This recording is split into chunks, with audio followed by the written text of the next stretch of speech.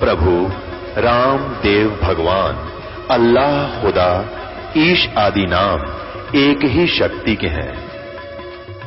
वो कैसा है, कहां है, कैसे मिलता है, किसने देखा है? ये प्रश्नवाचक चिन्ह पूर्ण रूप से हटाने के लिए अवश्य सुनिए जगत गुरु तत्वदर्शी संत रामपाल जी महाराज के अमृत वचन, सर्व पवित्र धर्मों के पवित्र शास्त्रों के आधार पर। केसो कह कबीर से पूछे बाता भी नहीं, गरीबदास क्यों उतरे ऐसे मुल्क मलीने। अब केसो रूप में केसो कहता है परमेश्वर कबीर जी से कि हे परमेश्वर, इसे गंदे लोक में क्यों आए आप इनका भला चाहो और ये आपका लठ मारे, डले मारे, गुंडा कहें, आपको मारना चाहें, इसे गंदे मलिन लोक में क्यों उतर आए तुम? इसे सुंदर लोक न छोड़ कर सतलोक ने। खान पान की इच्छ जीत नहीं अधर विमाने, गरीबदास यो लोक जीवे छाड़ा मुल्क अमान। सिकल बिकल सब इस लोक में पाप पुण्य व्यवहार, गरीबदास के सो कहे कैसे रहने तुम्हारे। इसमें रह क्यों कर रहे गंदे लोक में परमात्मा आप है। नहीं अधर सरवर तहां, नहीं अधर कोई बाग, गरीबदास के सो कहे क्यों नहीं देते त्याग। अब छोड़ दो इसने, चलो चलेंगे अपने सतलोक में। नहीं फुहारे गगन में, नहीं मानसी गंग, गरीबदास जग देख कर हमरा चितमन भंग। नहीं नगर है नूर के, नहीं बगर तस्हीर, गरीबदास के सो कहे तुम क्यों रहो कबीर।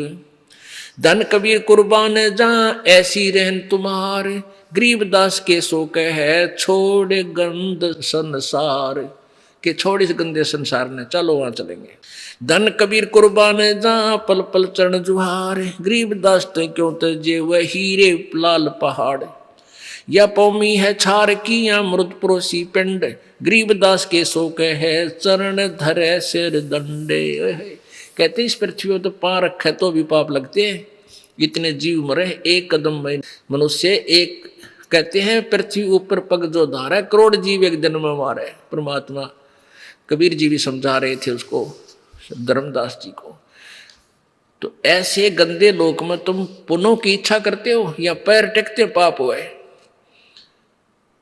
क्योंकि काल आपको पाप और पुण्य में बांध के यहां रखता है। और कबीर जी के पास वो मंत्र है सार नाम, जो दास आपको देगा, वो आपके पापों का नाश कर देगा, फूक देगा, उनको नष्ट कर देगा, तब हम स्वच्छ होकर चलेंगे।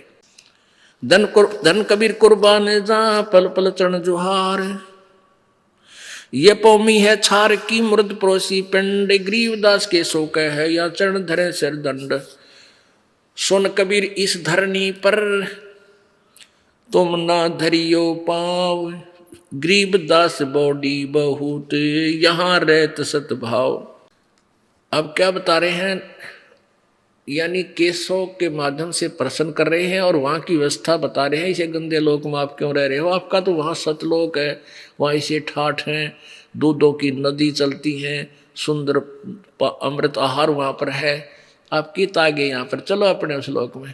यानी वहाँ उपस्थित जनों को समझा रहे हैं कि ये छोटा आदमी नहीं है जिसको तुम एक दुल्हा मान रहे हो।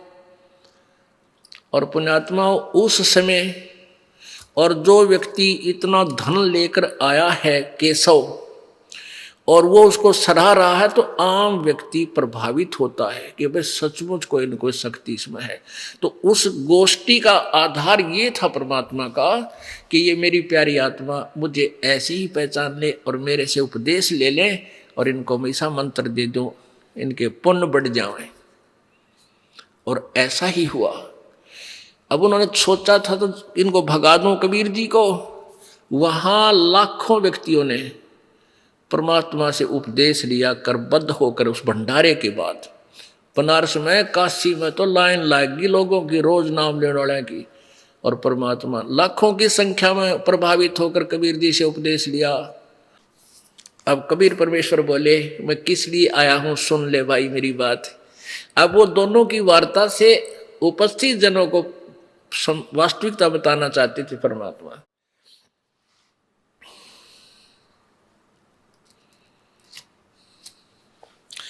सुन कबीर अब बंदना, सुन केशव अब बंदना, कह कबीर संदेश, गरीबदास सर्वलोक में है अमरा परवेश। अब परमात्मा कहते हैं सुन ले केशव, पूरे विश्व पूरे सभी ब्रह्मांडों में मेरा ही हुक्म चलता है। हम अमान अवगत पुरुष और चुंबक जो चमकारे, गरीबदास लोहा फिरे हमरे अधर आधार।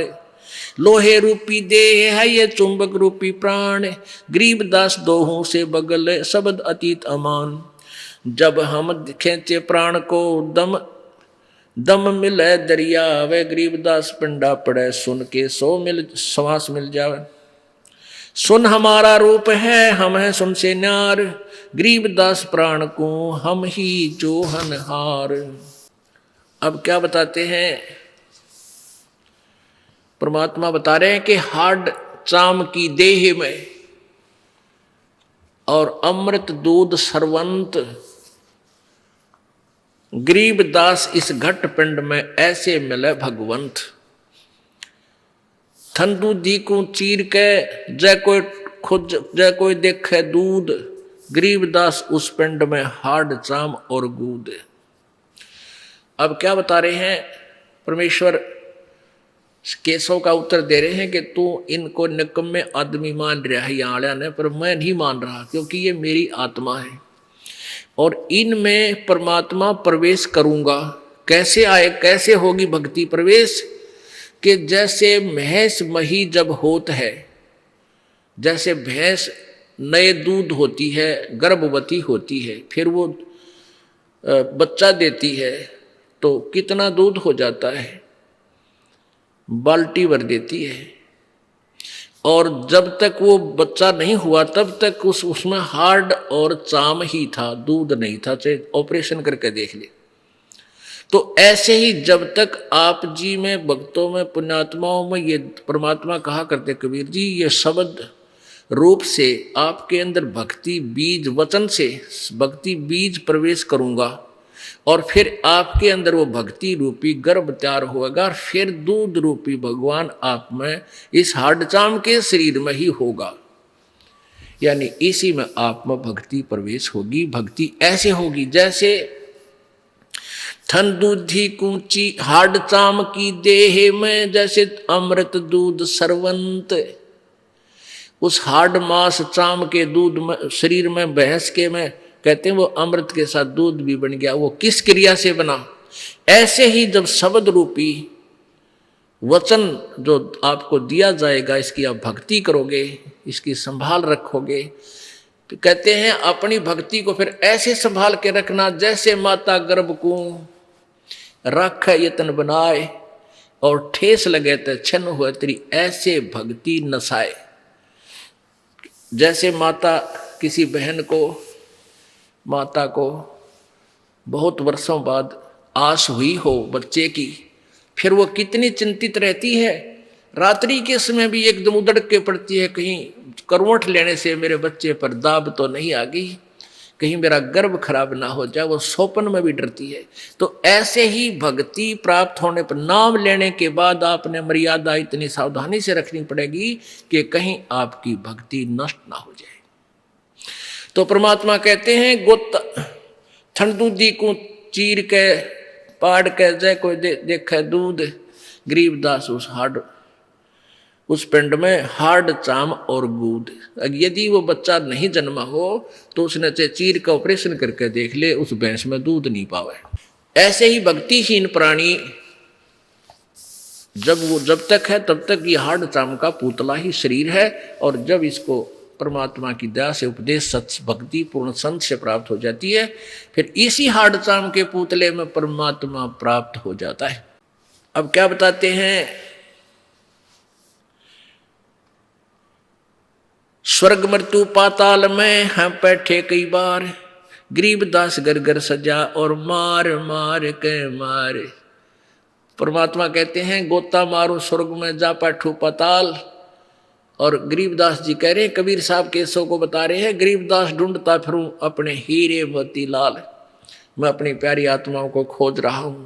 और परमात्मा क्या कह रहे हैं कि स्वर्ग मृत्यु पाताल में, ये मृत्यु लोक, ऊपर स्वर्ग लोक, नीचे पाताल लोक, इनमें कहते हम कई बार गए। और ये बोले आदमी मेरे पीछे पड़ देने को, मार मार इसको, मार नकम्मा है, ये मेरे बच्चे मेंटल बना दिए इन नकली काल के दूतों ने, संतों ने, महंतों, पंडितों और काजियों ने। हमारी जात अपूर्वी पूर्व रैन हमार, गरीबदास कैसे जुड़ा ये पश्चिम के कातार। हम पूर्व ठेठ के उतरे ओगट घाट, गरीबदास जीव दक्षिण के यो नहीं मिलती साट।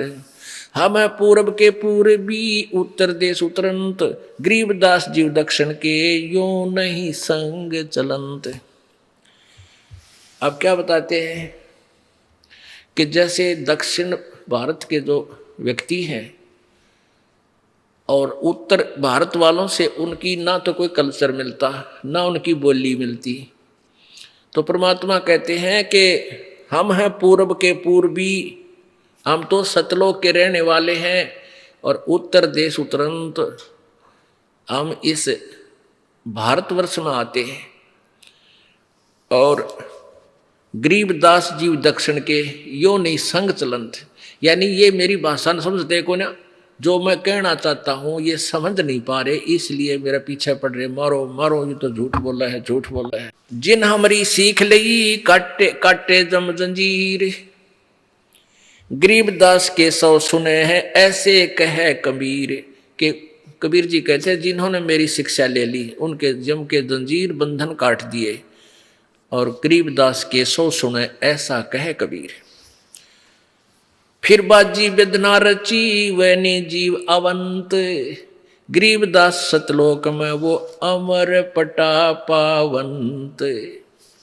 कि जो मेरा सत भक्ति ले लेंगे, कबीर जी कह रहे हैं, वो फिर दोबारा लौटकर संसार में नहीं आएंगे, अमर लोक में अमर पटा यानी फॉर एवर के लिए अधिकारी हो जाएंगे। अब जैसे गीता जी अध्याय नंबर 15 के, गीता जी अध्याय नंबर 4 के श्लोक नंबर 5 में गीता ज्ञानदाता कहता है, मेरे और तेरे अर्जुन बहुत जन्म हो चुके, तू नहीं जानता मैं जानता हूं। इससे सिद्ध है कि गीता ज्ञान दाता भी नाशवान है, इसकी भी जन्म मृत्यु होती है, तो इसके उपासक भी नाशवान ही, अमरपटा नहीं हो सकता उनका।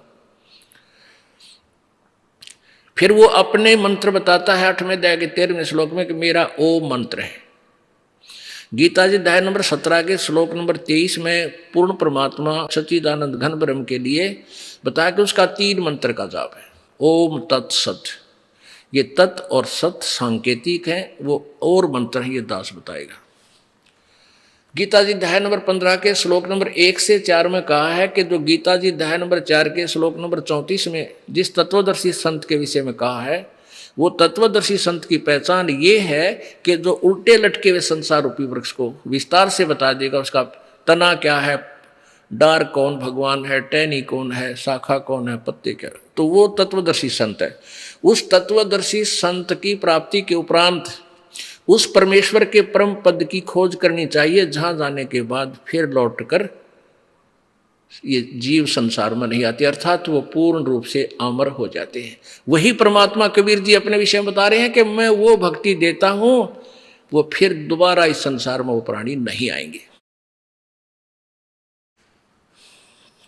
जिन हमारी सीख लई काटू जम जंजीर, गरीबदास के सब सुने ऐसे कहें कबीर। फिर बाजी वेदना रची वह नहीं जीव अवंते, फिर नहीं आते हो गरीबदास सतलोक में वो अमर पटा पावंते।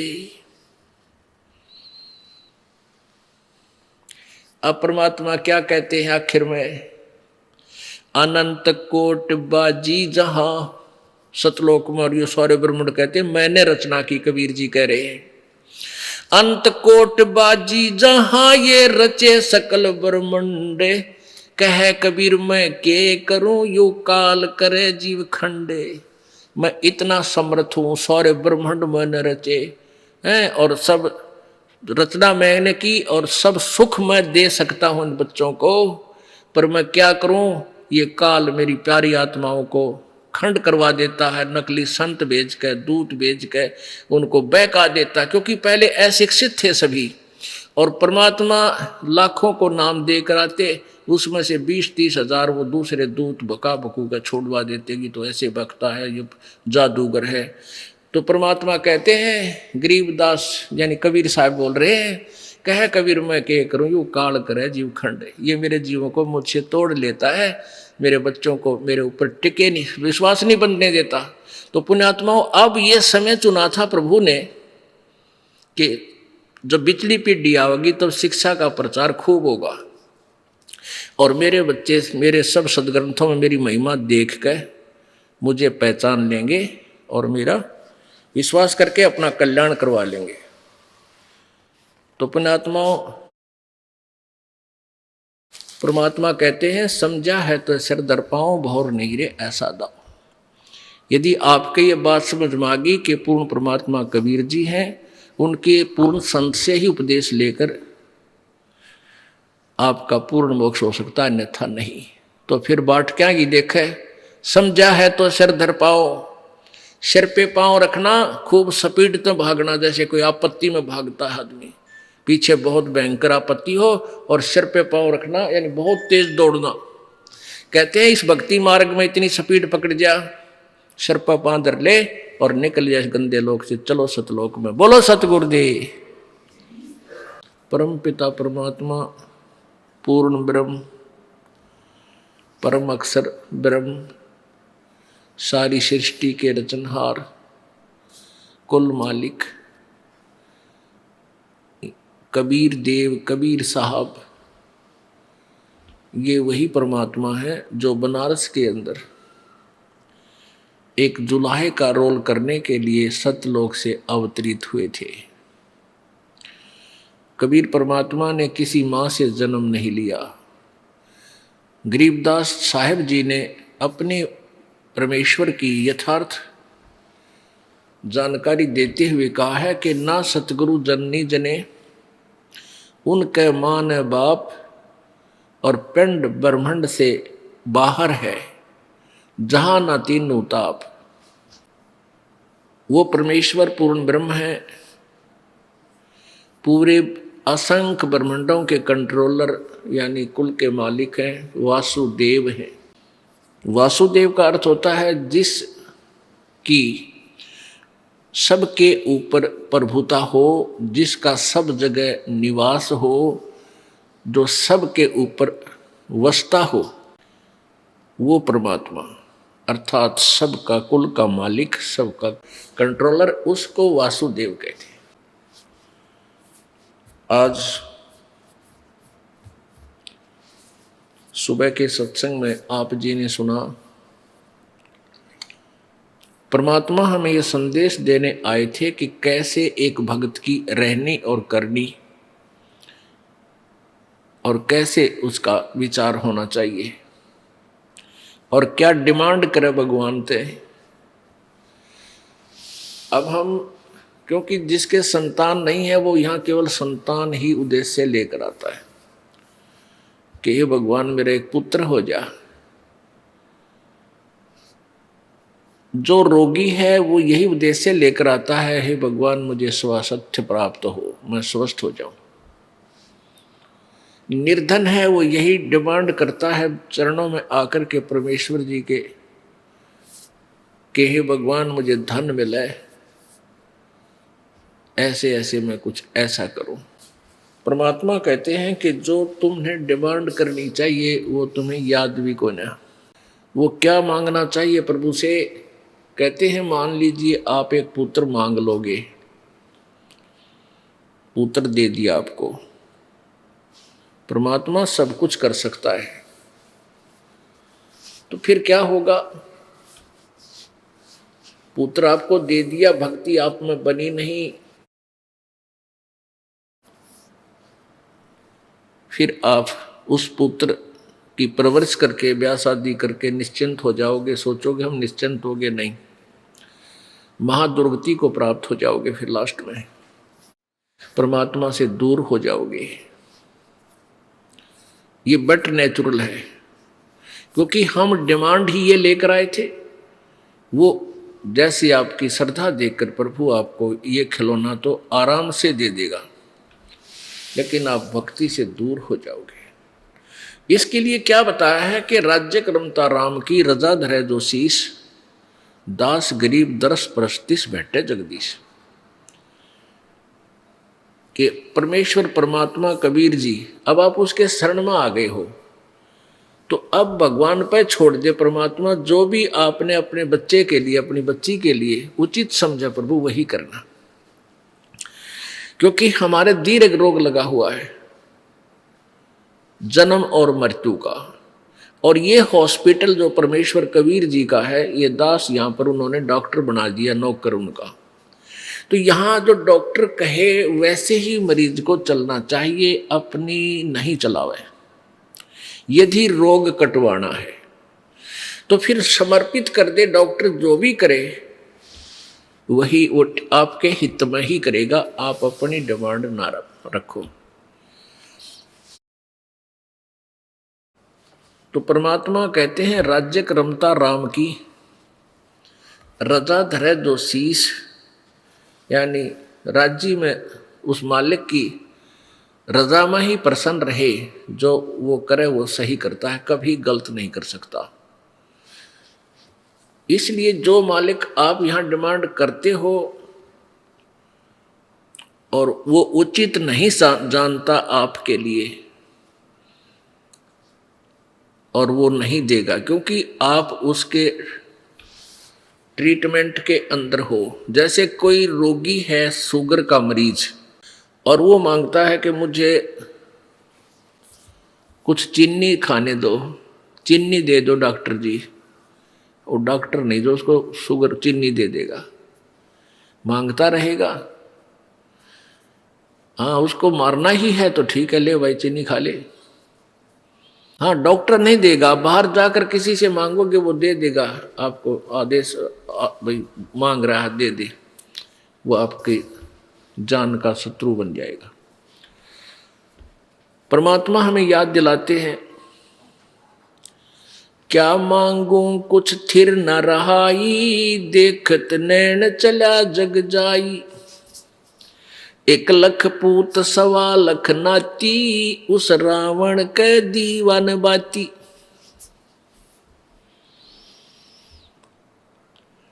अब क्या बताते हैं परमात्मा, याद दिलाते हैं कि कुछ विचार कर लेना कि क्या मांगो, कोई भी चीज स्थिर नहीं है, स्थायी नहीं। 1 लख पूत 1.25 लाख नाती, और उस रावण का आज कोई दीवान बाती। 1 लाख पुत्र थे रावण के, 1.25 लाख उसके एक से एक यानी अच्छे नाती थे, रिश्तेदार रिलेटिव थे, और फिर उस रावण के आज कोई दीपक लगाने वाला भी शेष नहीं रहा। क्या मांगो कुछ थिर न रहाई, देखत नैन चला जग जाई। आपके देखते देखते संसार जा रहा है। परमात्मा कहते हैं साथी हमारे चले गए। कबीर परमेश्वर जी हमें समझाने के लिए, आप ही एक दास, आप ही एक संत, आप ही एक भगवान, और आप ही तत्वदर्शी संत बनकर लीला करके चले गए। वो हमारे लिए एग्जाम्पल देंगे कि बच्चों, यदि तुमने सफल होना है, मेरे पद चिन्हों पर चलना, मेरे पंथी बन जाना, कबीर पंथी। कबीर पंथी का क्या अर्थ है? जैसे भी कबीर जी ने जो क्रियाएं की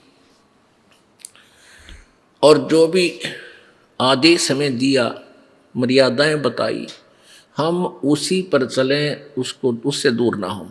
यानी फिर हम उस मार्ग के राही हैं, हम उसी मार्ग के यात्री हैं, और हम कबीर जी के बताए मार्ग पर नहीं चल रहे हैं, साधनाएं दूसरी कर रहे हैं और कह रहे हैं हम कबीर पंथी हैं, तो हम कबीर पंथी नहीं है।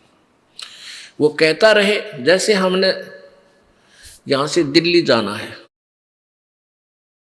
और दिल्ली का रास्ता बता रखा कि यहां से ऐसे आप हाँसी जाइए, हाँसी से फिर रोहतक, रोहतक से दिल्ली, ये स्टेशन है। तो हम सभी यदि ऐसे ही जा रहे हैं तो हम दिल्ली पंथी हैं, क्योंकि हम दिल्ली की तरफ यात्रा कर रहे हैं। और यदि हम सिरसा की साइड में या लुधियाना साइड में जा रहे हैं और फिर भी कह रहे हैं कि हम दिल्ली पंथी हैं, दिल्ली जा रहे हैं, हम कह अवश्य रहे हैं, लेकिन हम दिल्ली वाले रास्ते से नहीं जा रहे हैं, हम विपरीत दिशा में जा रहे हैं। ठीक इसी प्रकार जो साधक कबीर पंथी कहलाते हैं और कबीर जी द्वारा बताए गए उन मंत्रों का जाप उनको प्राप्त नहीं है, वो ज्ञान उनके पास नहीं है, तो वो दिल्ली पंथी नहीं है, वो तो वापस जा रहे हैं अपने घर के विपरीत जा रहे हैं। ऐसे ही वो सतलोक जाने वाले नहीं हैं, कबीर जी के अनुयायी नहीं। अब उनको कबीर जी का अनुयायी बन जाना चाहिए। ठीक है, भूल में रिश्ता किसी ने गलत मार्गदर्शन कर दिया, दूसरी दिशा में जा रहे हैं और वहां आपको पता लग जाता है कि हम तो गलत चल पड़े, तो वहीं से मुड़ जाना चाहिए। समझदारी सी में है। और फिर हम वापस फिर चलेंगे तो हम फिर कबीर पंथी ही होंगे। वहां से चल पड़ेंगे तो भी हम वापस आ रहे हैं, तो अपने घर को चल दिए, फिर हम किसी ना किसी दिन पहुंच ही जाएंगे।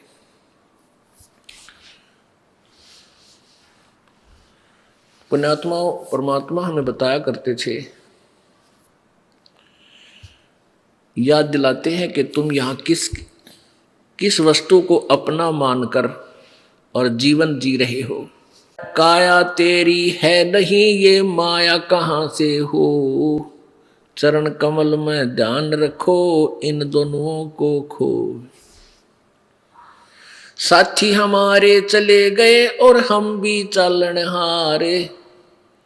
कोई कागज में बाकी रह रही, ताते लगी है वार। बेटा जाया खुशी हुई, भाई खूब बजाए थाले। ये तो आना जाना लगा हुआ है, जो कीड़ी का नाल। परमात्मा बताना चाहते हैं कि जैसे राजा लोगों के यहाँ पुत्र प्राप्ति होती थी तो बैंड बाजे बजाया करते, पूरे नगर में धूम मचा दिया करते थे। और गरीब आदमी के यहाँ संतान यानी पुत्र होता था तो वो थाली बजाते हैं, थाली पीटते हैं। तो इससे आसपास पड़ोस में ये हो जाता है कि उनके बालक होने वाला था पुत्र वधू का, और लड़का हुआ है क्योंकि थाली बज रही है। उस पुत्र के जन्म की खुशी में उस परिवार ने बहुत बड़ी पार्टी की, लाखों रुपये लगा दिए, पुत्र हो गया, खुशी मनाई, क्योंकि इकलौता पुत्र कई वर्षों में हुआ। अगले वर्ष वो पुत्र मृत्यु को प्राप्त हो गया। अब टक्कर मार रहे हैं। अब परमात्मा कहते हैं झूठे सुख को सुख है, ये मान रहा मनमोद। ये सकल चबीना काल का, कुछ मुख में कुछ गोद। पतझड़ आवत देख कर बन रोवे मन माही। ये ऊंची टहनी पात थे, अब पीले हो जाही। जैसे अब बसंत ऋतु आ गई है, पतझड़। अब जो एक वर्ष तक जो पत्ते पीपल के पेड़ पर थे, वो अभी तक फड़फड़ा कर हवा के झोंकों से मस्ती मार रहे थे, और अब वो टूट के पीले होकर टूट के जमीन पर गिर रहे हैं, और कोई गंदे नाले में जाके गल रहा है, कोई पशुओं के पैरों के नीचे कट रहा है। अब परमात्मा परमेश्वर कबीर जी एक उदाहरण दे रहे हमारे को कि जैसे हम बूढ़े हो गए, सफेद बाल आ गए, दांत जड़, काम छोड़ गए, आंख भी लग गई धोखा देने। अब हमारे को संकेत हो गया, बिगुल बज गया कि तैयार हो ले भी यहां से चालन का। अब बूढ़ों की टिकट कट जाएगी, छोटे छोटे पोते बेटे पोते हो जाएंगे, और 10 20 50 वर्ष में उनकी फिर यही गति हो जाएगी। तो क्या बताते हैं परमात्मा, तुम कित फंस गए आके। कबीर जी कह रहे हैं सतलोक में कभी मृत्यु नहीं, कभी बुढ़ापा नहीं। आप वहां चलो बच्चों, और बहुत आसान तरीका है, बहुत ही आसान विधि भक्ति है। जैसे परमात्मा ने बताया कि मैं एक जुलाहे का काम करता हूँ, कपड़ा बनता हूँ, और मेरे से गरीब कोई नहीं, और मैं भी परमात्मा पाऊंगा। तो आप ये ना सोचो कि धन गणा है जिसके पास या उच्च जाति वाले ही परमात्मा पाएंगे, नहीं। आप ये जाति मजहब था, हमने अपनी आप बाढ़ बना रखी है, अलग अलग दीवार खींच दी। परमात्मा इन सबको मिटा देता है, उसके लिए तो उसकी आत्मा सोना है, लाल है, उसी का वो ग्राहक है। हमें क्या बताना चाहते हैं परमात्मा के, जैसे एक परिवार का कोई व्यक्ति बीमार हो जाता है, आजकल जिसको कैंसर हो जाती है, परमानेंट हो गया, वो तो गया काम था, उसको भी पता लग जाता है कि तेरा तो काम बन गया। फिर वो सोचता है अकेला बैठ के, हे भगवान इब के बनेगी मेरी, कहाँ जाऊंगा मैं। तो परिवार के सदस्य या मित्र प्यारे आकर उसको कहते हैं, सांत्वना भी देते हैं कि भाई एक दिन सब नहीं जाना है, ये तो सभी ने मृत्यु को प्राप्त होना, लेकिन ये तो एक औपचारिकता होती है, लेकिन जाने वाले के साथ के बीतरी होगी, वो ही जाने। तो परमात्मा हमें क्या बताते हैं, जैसे एक परिवार का सदस्य मृत्यु को प्राप्त हो रहा है, तो उसके मन में भी यही बातें आती है, भगवान ना पता है कहाँ बनूं, क्या कहाँ जाऊंगा, किस योनि में जन्म पाऊंगा। तो परमात्मा कहते हैं उदाहरण देकर के कि पतझड़ आवत देख कर बन रोवे मन माही, ये ऊंची टहनी पात थे इब पीले हो जाई, यानी गिर रहे हैं पीले हो कर। पात चढ़ता यूं कहे सुन भई तरवर राय, अब के बिछड़े नहीं मिले न जाने कहाँ गिरांगे जाए। एक मान लीजिए पत्ता वृक्ष से गिरता हुआ कह रहा है तरवर को, वृक्ष को, कि हे तरवर राज, अब ना जाने हमारा कहाँ ठिकाना होगा, कहाँ पड़ेंगे जाके, कोई कुछ पता नहीं। अब वो तरवर सांत्वना देता है। तरवर कहता पात से सुनो पात एक बात, यहाँ की यह रीति है एक आवे एक जात। इस काल के लोक में तो भाई एक यह रीति है, यही रिवाज है, परंपरा है। बूढ़े मरगे बालक आगे, छोटे छोटे जैसे पतझड़ में पत्ते झड़ गए, तुरंत ही कोपल फूट आवेंगी और 20 महीना 20 दिन में पत्ते बनकर फिर शुरू हो जाएंगे। 1 साल के बाद फिर वो भी ऐसे ही चली जाएंगी। तो परमात्मा हमें याद दिलाना चाहते हैं कि तुम जन्म मृत्यु के रोग में फंसे हुए हो, और यहाँ की यही परंपरा है इस काल के लोक में जहाँ तुम विराजमान हो। यहाँ खुद यहाँ का मालिक कहता है गीता जी अध्याय नंबर 4 के श्लोक नंबर 5 और 9 में, अर्जुन तेरे और मेरे बहुत जन्म हो चुके हैं, तू नहीं जानता, मेरे जन्म और कर्म अलौकिक है। इससे सिद्ध है कि गीता ज्ञानदाता जो श्री कृष्ण जी में प्रवेश करके बोल रहा था, वो ब्रह्म ज्योति निरंजन अर्थात काल बोल रहा था, जो गीता जी अध्याय नंबर 11 के श्लोक नंबर 32 में स्वयं कहता है, अर्जुन मैं काल हूं और सबको खाने के लिए अब परवर्त हुआ हूं, अब मैं आया हूं। और ऐसी भयंकर आकृति दिखाई, ऐसा विकराल रूप। तो श्री कृष्ण जी काल नहीं थे, श्री कृष्ण जी में प्रवेश करके प्रेतवत वो काल ज्योति निरंजन 21 ब्रह्मांड का स्वामी बोल रहा था। इससे सिद्ध है कि ये भी नासवान है। और गीता जी अध्याय नंबर 2 के श्लोक 12 में कहा कि अर्जुन तू ये ना समझे कि ये सैनिक और ये राजा लोग तू और मैं पहले ना थे या आगे ना होंगे। ये मत सोच कि अब हम जन्मे हैं, आगे भी जन्म होगा अपना और पहले भी थे। गीता जी अध्याय नंबर 2 के श्लोक 10 के श्लोक नंबर 2 में कहा कि अर्जुन मेरी उत्पत्ति को ये देवता नहीं जानते, क्योंकि और ना ये ऋषि जानते, क्योंकि इन सब का उत्पत्ति करता मैं हूं, यानी ये मेरे से जन्मे हैं। ब्रह्मा विष्णु महेश के का पिता है ये ज्योति निरंजन, और दुर्गा इनकी माता है। इसको दुर्गा को प्रकृति भी कहते हैं। प्रकृति और इसका सदाशिव काल से इन रजगुण ब्रह्मा सतगुण विष्णु तमगुण शिव जी की उत्पत्ति हुई है। तो ये काल के पुत्र हैं, इसलिए इन ब्रह्मा विष्णु महेश से फिर आगे सब जनता उत्पन्न हुई है। ये कहता है काल के मेरे से उत्पन्न है ये सभी ऋषि और ये देवता, इसलिए ये मेरी उत्पत्ति से परिचित नहीं है, मेरे जन्म से। जैसे पिता की उत्पत्ति को संतान नहीं जान सकती, दादाजी बता सकता है, ऐसे ही पूर्ण परमेश्वर कबीर जी यहां आए, उन्होंने इस काल की का भी जन्म बताया कैसे हुआ, प्रकृति दुर्गा का भी जन्म बताया कैसे हुआ, और आगे ये ब्रह्मा विष्णु महेश की उत्पत्ति कैसे हुई, ये भी उसी परमेश्वर ने आके हमें बताई। गीता जी अध्याय नंबर 2 के श्लोक नंबर 17 में कहा कि अर्जुन अविनाशी तो उस परमात्मा को जान जिसको मारने में कोई भी समर्थ नहीं है, और जो सभी ब्रह्मांडों का रचयिता है। गीता जी अध्याय नंबर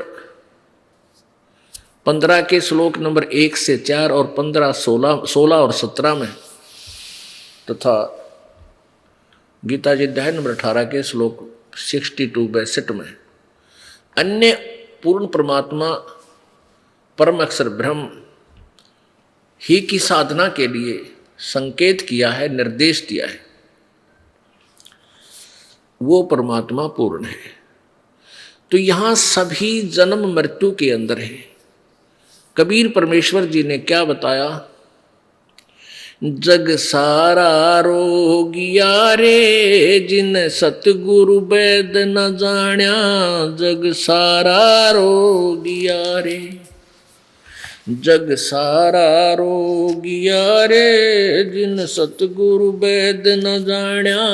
जग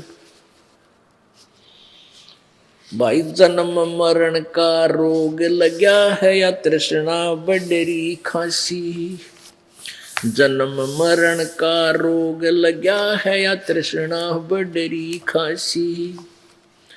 आवागवन की डोर गले में या पड़ी काल की फांसी। जग सारा रोगिया रे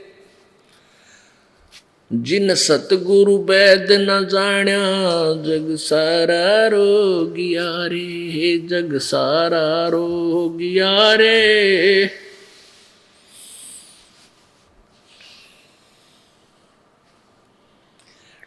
भाई सच्चा सतगुरु कोई न पूजे, इन झूठों जगपतियासी।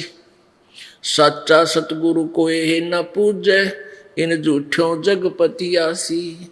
अंधे की बाँ गई अंधे न ये मार्ग कौन बतासी। जग सारा रोगियो रे जिन सतगुरु वेद न जाण्या, जग सारा रोगिया रे। भाई देखा देखी गुरु शिष्य बन गए, किया न तत्व विचारा। देखा देखी गुरु शिष्य बन गए, किया न तत्व विचारा। गुरु शिष्य दोनों आके सिर पे युकाल ठोके पंजारा। जग सारा रोगिया रे जिन सतगुरु वेद न जाण्या, जग सारा रोगिया रे, जग सारा रोगिया रे जिन सतगुरु वेद न जाण्या, जग सारा रोगिया रे। भाई सार शब्द सर जीवन बूटी, घस घस अंग लगावे। सार शब्द सर जीवन बूटी, घस घस अंग लगावे। कहे कबीर तुम सतकर मानो, ये जन्म मरण मिट जावे। जग सारा रोगिया रे जिन सतगुरु वेद न जाण्या, जग सारा रोगिया रे। जग सारा रोगिया रे जिन सतगुरु वैद न जाना जग। भाई सार शब्द सर जीवन बुटी गैस गैस अंग लगावे। सार शब्द सर जीवन बुटी गैस गैस अंग लगावे। कह कबीर तुम सतकर मानो या जन्म मरण मिट जावे जग। सारा रोगिया रे जिन सतगुरु वैद न जाना जग। सारा रोगिया रे। पुण्यात्माओं, परमात्मा यही बता रहे हैं कि झूठे सुख को सुख कह तू मान रहा मनमोद। ये सकल चबीना काल का कुछ मुख में कुछ गोद। अब परमात्मा हमें क्या संकेत करते हैं?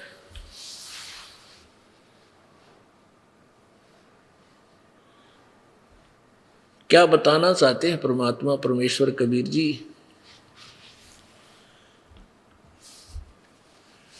के जन्म मृत्यु का रोग लगा है, जन्म मरण का रोग लगा या तृष्णा बढ़ी खांसी।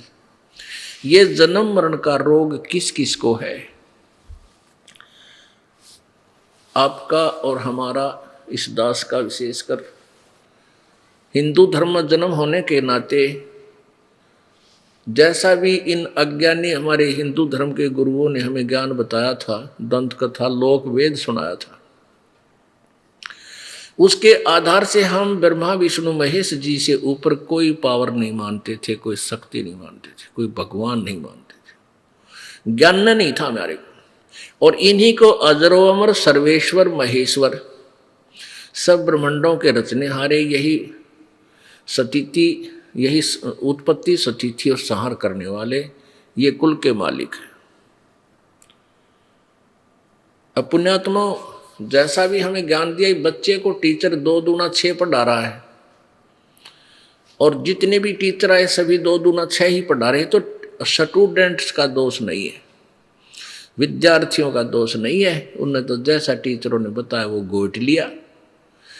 अब 2 दूना 6 कहने वाला तो पास हो नहीं सकता, फेल होगा, अनुत्तीर्ण होगा।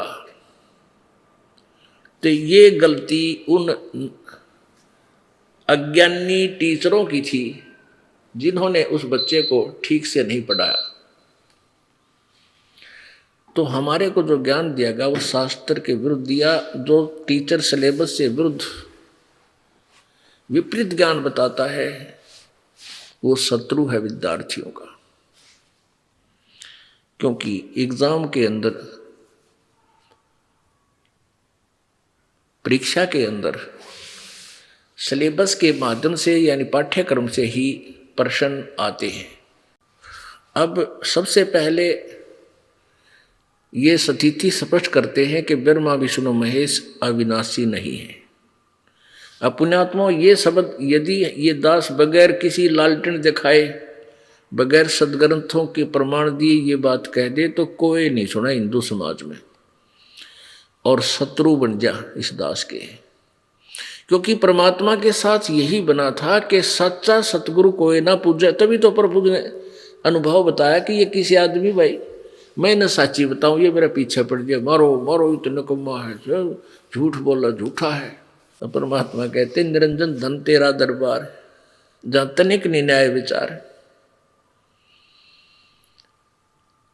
कह कबीर सुनो भी साधो, यहां सब उल्टा व्यवहार, और सच्चे न तो ये झूठा बताओ, मैंने झूठा गाय तुम्हार धन तेरा दरबार। ज्योति निरंजन, धन है तेरी यहाँ फैलाएगा ये जाल तेरे 21 ब्रह्मांड में, यानी तेरे दरबार में कोई भी न्याय की बात कहने वाला नहीं। तो परमात्मा बताया करते थे, आज से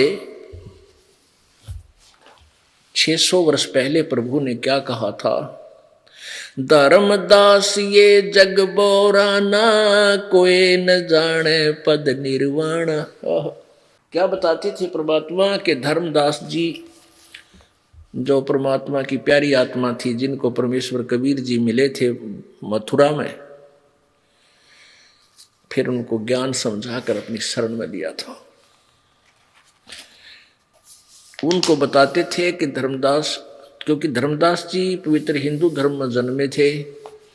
उनके पूज्य गुरुदेव जी रूपदास जी थे, जो विष्णु उपासक थे। राम और कृष्ण, शंकर भगवान और विष्णु जी की उपासना वो बताया करते थे। और ब्रह्मा विष्णु महेश को सर्वेश्वर महेश्वर मृत्युंजय कालज्ञ बताया करते थे। और उसी पढ़ाई को धर्मदास जी पढ़े हुए थे। तब परमात्मा की और उस प्यारी आत्मा की वार्ता हुई थी। तब परमेश्वर ने बताया था कि धर्मदास, इस पूरे ब्रह्मांडों में कोई भी तत्व ज्ञान से परिचित नहीं है। ना ब्रह्मा जी, ना विष्णु जी, ना शिव जी, इनको वेदों का भी ज्ञान नहीं है, चारों वेदों का भी ज्ञान नहीं है। ना इन कलियुग के ऋषि और महर्षियों को, सतयुग के महर्षि ऋषियों को भी नहीं था। अब इस बात को सुनकर धर्मदास फड़क गया। नो बोला, हे भगवान, ऐसा कैसे हो सकता है? ये कैसे हो सकता है कि ब्रह्मा विष्णु महेश को भी ज्ञान नहीं? परमात्मा ने कहा कि आप इन पुराणों को सत्य मानते हो? हाँ जी।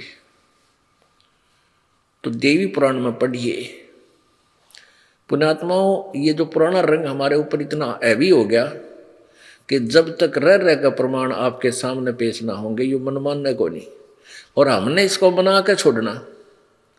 हमने इस दास की ड्यूटी ला दी कि इस मन को सीधा करके और प्यारी आत्मा को एक ही मार्ग पर लगा देना, सर्व ब्रह्मांडों की, यानी पूरे विश्व की। क्योंकि ज्ञान ऐसा है कि ये बड़ छोड़े को नहीं, इसमें कोई बंक रहेगा ही नहीं। और बंक नहीं रहेगा तो माल बढ़िया बिकेगा।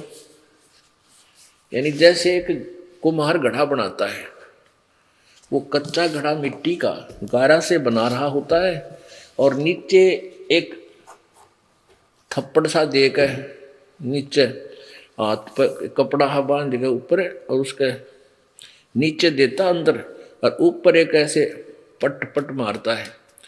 और उसके सारे जो बंग है, उसमें बल है, वो खोट है, उसको निकाल रहा है। यदि वो उस खोट को ना निकाला रखी तो जरा सा भी बंग रह जाए, उसमें निशान रह गया बंगा टेढ़ा, एक अन्य का नहीं बिका, वो कितना भैंसा के मुंह तोड़ने का काम आओगा, वही गिरना पड़े ठाके। तो परमात्मा कहते हैं, गुरु कुम्हार शेष कुंभ है। शेष आप तो हो वो कच्चे घड़े, और दास कुम्हार है। और कहते अंदर हाथ सहारा दे के ऊपर मारे चोट। अरे सारे खोट निकल गए तो उसकी कीमत है मटके की, घड़े की, ना तो एक आने का नहीं। तो इसलिए परमात्मा अपने ज्ञान को, अपनी प्यारी आत्माओं को बिल्कुल ऐसा ज्ञान दे दिया कि इसमें कोई खोटे ना रहे। और ये शब्द की चोट, ये सत्संग की चोट आपके ऊपर लाके आपके अंदर का सारा बल निकाल देंगे, वो बंक। देखिएगा, श्रीमद देवी भागवत अर्थात दुर्गा पुराण, देवी पुराण, गीता प्रेस गोरखपुर से प्रकाशित है। ना संपादक है हनुमान प्रसाद पोदार, चमन लाल गोस्वामी। और ये कहाँ से प्रकाशित है? प्रकाशक एवं मुद्रक हैं गीता प्रेस गोरखपुर, गोविंद मोहन कार्यालय, कोलकाता का संस्थान। इस पुस्तक के, इस पवित्र पुराण के 28 पृष्ठ पे, 28 पृष्ठ पे आपको दिखाते हैं कि ब्रह्मा, विष्णु और नारद और Vyas, the writer of the Purana, Veda and Shrimad Bhagavad Gita, इनको कितना ज्ञान था, व्यास जी को कितना ज्ञान था। अब देखिएगा, ये है पहला स्कंद,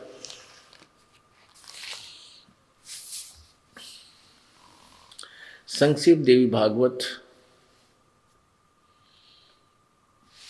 पृष्ठ 28 पे।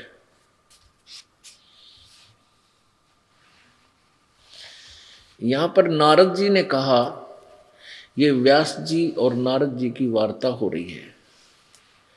नारद जी ने कहा, महाभाग व्यास जी, तुम इस विषय में जो पूछ रहे हो, यही प्रश्न मेरे पिताजी भगवान श्री हरि से, मेरे पिताजी ने यानी ब्रह्मा जी ने भगवान श्री हरि यानी विष्णु जी से किया था।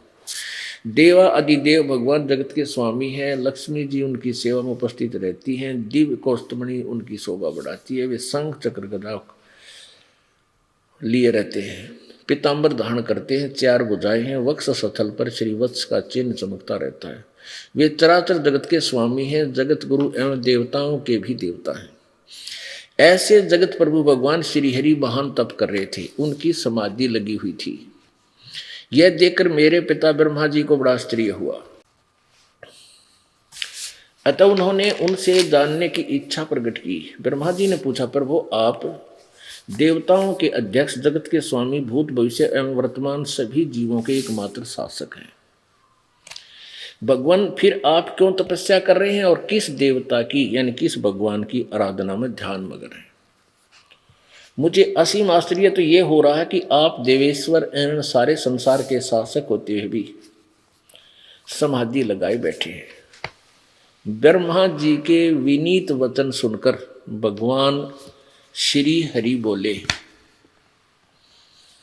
श्री हरि उनसे कहने लगे, ब्रह्मन सावधान होकर सुनो, मैं अपने मन का विचार व्यक्त करता हूँ।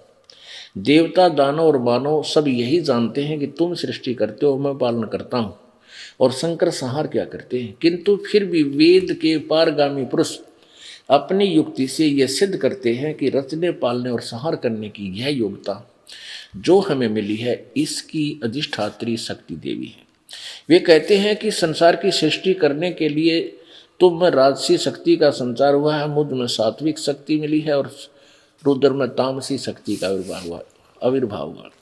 उस शक्ति के अभाव से तुम इस संसार की सृष्टि नहीं कर सकते, मैं पालन करने में सफल नहीं हो सकता, और रुद्र से संहार कार्य होना भी संभव नहीं। ब्रह्मा जी, हम सभी उस शक्ति के सहारे ही अपने कार्यों में सदा सफल होते आए हैं। सुवर्थ प्रत्यक्ष और परोक्ष दोनों ही उदाहरण में तुम्हारे सामने रखता हूं। सुनो, यह निश्चित बात है कि उस शक्ति यानी दुर्गा के अधीन होकर ही मैं इस शेष नाग की सैया पर सोता और सृष्टि करने का अवसर आते ही मैं जाग जाता हूँ। मैं सदा तप करने में लगा रहता हूँ। उस शक्ति के शासन से कभी मुक्त नहीं हो रह सकता।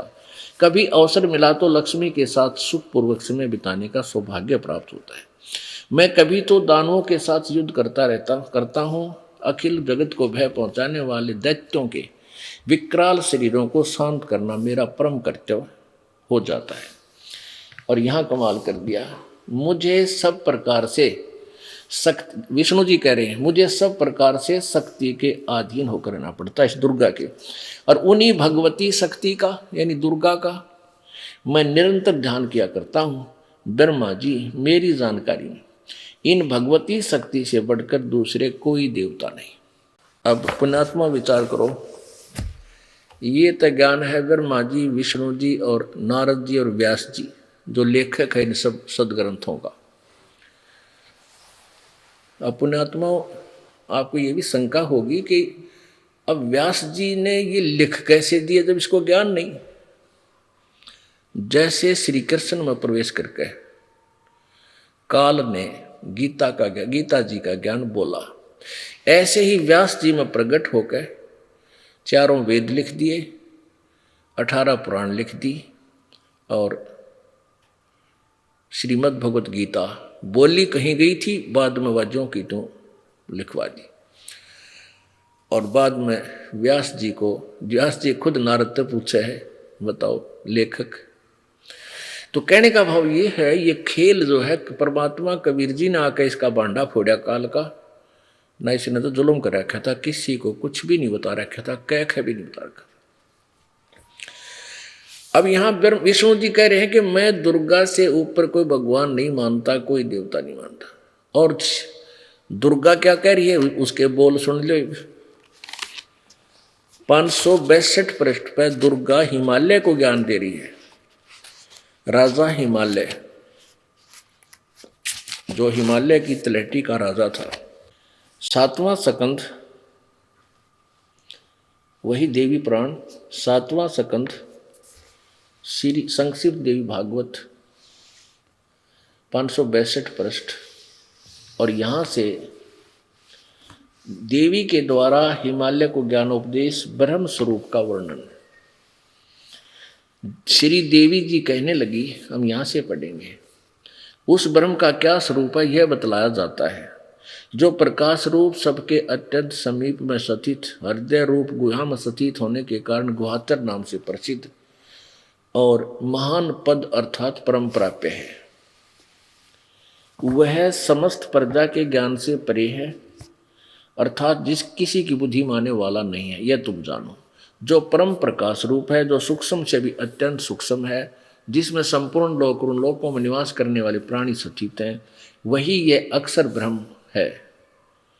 वही सबके प्राण है, वही सबकी वाणी है, वही सबके मन है, और यह सब परम सत्य और अमृत तत्व है,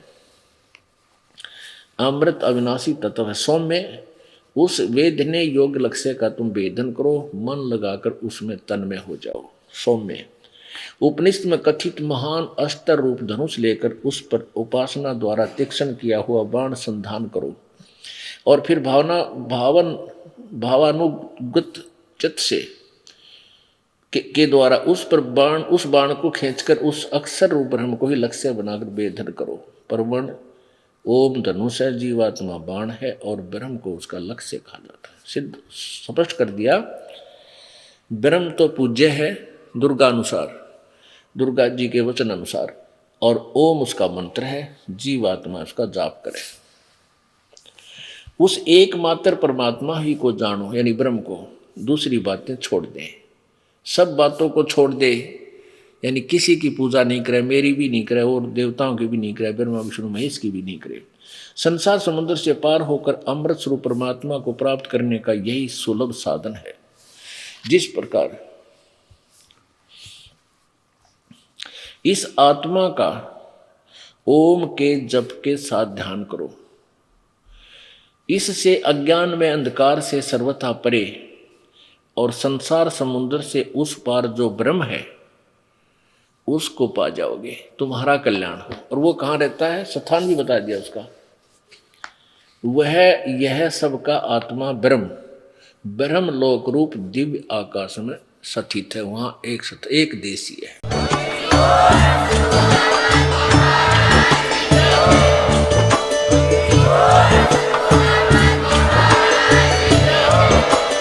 आप सुन रहे थे जगत गुरु तत्वदर्शी संत रामपाल जी महाराज जी के मंगल प्रवचन। अधिक जानकारी के लिए विजिट कीजिए हमारी वेबसाइट www.jagatgururampalji.org। संत रामपाल जी महाराज जी के शुभ आशीर्वाद से पूरे विश्व भर में 500 से भी ज्यादा नाम दीक्षा केंद्र हैं, जिन पर संत रामपाल जी महाराज जी द्वारा ऑनलाइन निःशुल्क नाम दीक्षा दी जा रही है। अपने नजदीकी नाम दीक्षा केंद्र का पता करने के लिए संपर्क करें 8222880541।